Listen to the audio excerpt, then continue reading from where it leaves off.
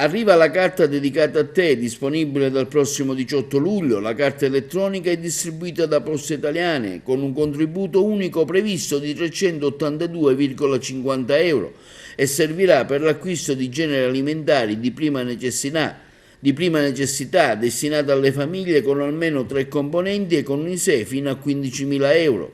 La carta potrà essere ritirata negli uffici postali dopo aver ricevuto una comunicazione dal comune di residenza e dovrà essere attivata entro il prossimo 15 settembre, se no si perde.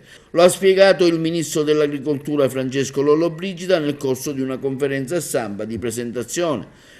Prima di andare alle poste a ritirare la carta indestata al familiare che ha richiesto l'ISEE, bisognerà attendere il messaggio con cui il comune di appartenenza dal 18 luglio comunicherà alle famiglie beneficiarie il numero della carta e l'indirizzo dell'ufficio incaricato alla consegna. Quest'ultima sarà possibile ritirarla a partire dal 24-25 luglio.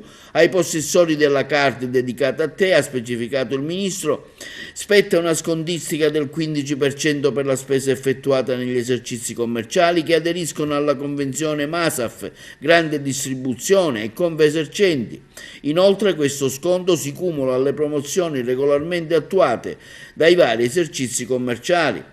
Le famiglie aventi diritto sono state individuate dall'INPS sulla base della norma che comunicherà entro il 15 luglio ai comuni la lista dei beneficiari che manderanno la comunicazione ai diretti interessati. Dal 17 luglio partirà così la distribuzione delle carte presso gli uffici postali a cui potranno rivolgersi direttamente i beneficiari. Con la carta dedicata a te il governo mette in campo 500 milioni di euro. I fondi previsti, ha detto il ministro, saranno ripartiti tra tutti quelli che hanno attivato la carta, quindi ci sarà potenzialmente un ulteriore valore aggiunto. Tra i beneficiari nella misura antinflazione vi sono i cittadini residenti nel territorio italiano, con un ISEE non superiore ai 15.000 l'anno che non godono di altre integrazioni da parte dello Stato, ovvero le famiglie più colpite dalla crisi e dall'inflazione. Saranno esclusi i titolari di reddito cittadinanza e del reddito di inclusione o di qualsiasi altra misura sociale a sostegno della povertà, i percettori della NASPI, dell'indennità mensile di disoccupazione, dell'indennità di mobilità, dei fondi di solidarietà e della cassa integrazione guadagni o qualsiasi differente forma di integrazione salariale o di sostegno nel caso di disoccupazione involontaria erogata dallo Stato.